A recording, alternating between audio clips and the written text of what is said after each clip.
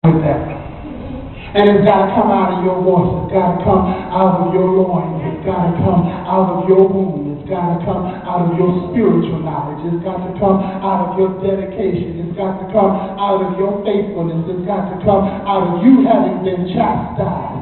Why have I gone through all of this hell? So that the next generation don't have to face that demon ever again. Why have I gone through all of these problems? Because you have stood up and have defeated everything that has been put before you and has defeated everything. Oh no, folks might not think you've been victorious, but baby, if they recognize and realize how terrible you could be, they would understand the victory that God has had, the victory that God has manifested, the things that have been within your life. You went through this so that your family won't ever have to be accosted by those problems again.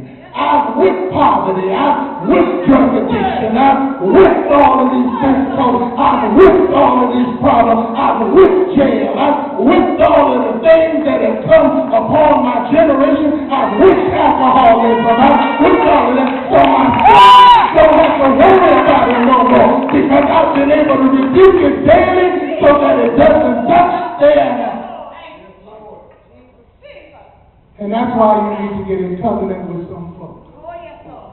Because when you get in covenant with some people, you get in covenant with God. And you get in covenant with the Spirit and the power and the might of God. That's why this generation needs to understand. I used to sit at my great-grandmother's feet.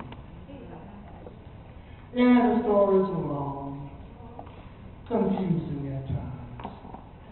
Didn't seem like they made any sense. But every now and again, she would open her mouth. And once I understood how to break the code. So you got to break the code because they come from another generation. And from another generation, just like we have our slang, they had theirs. And they say things, and she used to say things about stuff like every tub got to sit on its own bottom. What do that mean? You got to stand on your own. Everybody who looks at everything and sees sunshine don't recognize that darkness just around the corner. Just because the sun is shining in the day, night is coming. Night's going to hit you. Problems are going to come upon you. So she was letting me know that you better be ready. You better store up something on the inside of you. Don't spend everything you get right now. Wisdom. You just get it, and then you can translate it to others. So you got to learn to sit, and you got to learn to understand. You got to learn to recognize. You got to learn to see. She had what? 9 children, and buried every last one of them for one. Oh God. My grandmother, her oldest. That's the only one that lived to bury her. She buried every last one of them. My God. She had a son in Napoleonville that was cut in half by a train. He was working in the cane fields, and he crossed the track, and the train just ran over him. Cut him in half. These things, people know that you ain't the only one been through that. Come on now. You ain't the only one going through that. And you need to get in covenant with folks that didn't come out of here to teach you how to get out of your head, to teach you how to get out of your pocket. You ain't the only one that has sold drugs and are ready to stop. You ain't the only one that's been hooked on drugs and has gotten off of it. You ain't the only one that's been in the strip club and addicted and has been that which people do not want to talk about in polite society. But if the truth be known, you were just a whore, you were just a hoe. That's all you were. And God has delivered many a one. But you ain't been in covenant with nobody, so you think what you're going through, you the only one. That's a lie, baby. We all have come out of something. We all come out of darkness. We all come out of the depths of something. So I need to be in covenant with prayer warriors that know how to pray because they've been through an affliction. If you ain't been through no affliction, why should I trust that there's any power in your prayer?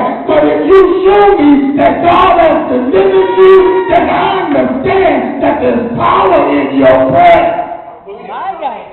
Preach that. So we come to the point now where they stood up and said, David is our king.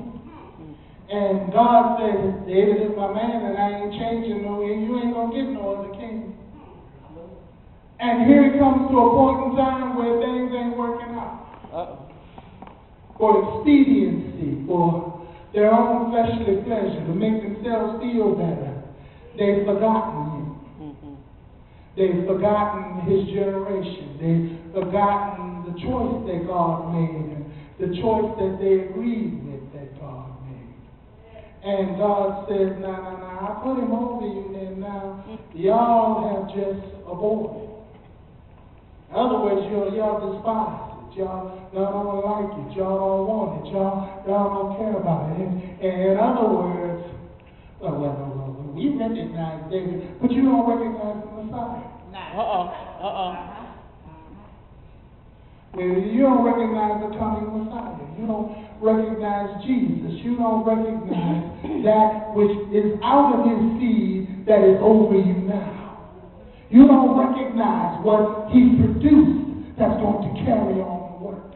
You see, we get caught up in personality, and we get caught up in individuality, and we get caught up in people. But when God produces something out of them and he sets it up in the place, they might have a different personality. They might have a different attitude, but the seed is the seed. The seed is that which came from the source, and the source still has the anointing upon it and has deposited that anointing upon that which is new and has appeared before you. So he or they or she is now operating in the anointing that is needed for the day and the season that we're in. David, I don't need David's anointing. I need an administrative anointing. I don't need to be running around cutting nobody's head off. I need to be able to speak to those who are in rulership and be able to get some things done by another method. But you don't like that. You like people getting their heads cut off. My God.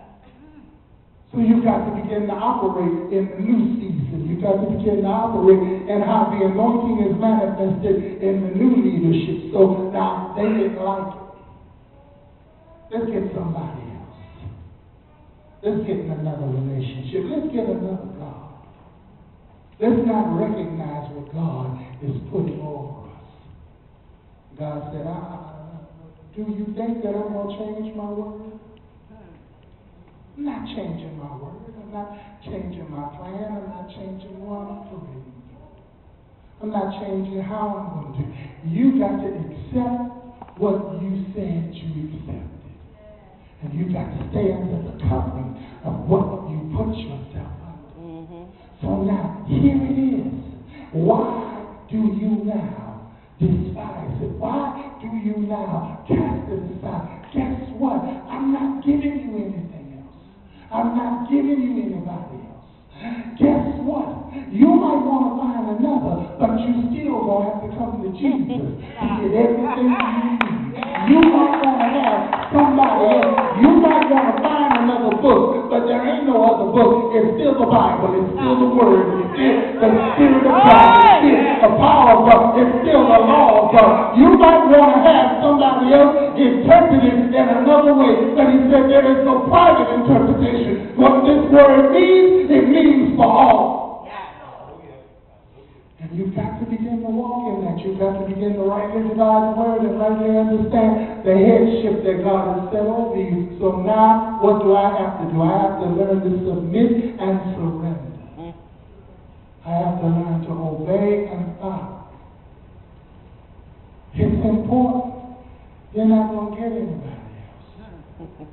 God is not going to speak anywhere else. And if you get somebody else and they're in God and they're in covenant with God, all they're going to say is the same thing God has done. That which is for you. His word and his power and his authority. His manifestation of his spirit and his anointing is going to come through that which he has pronounced for you.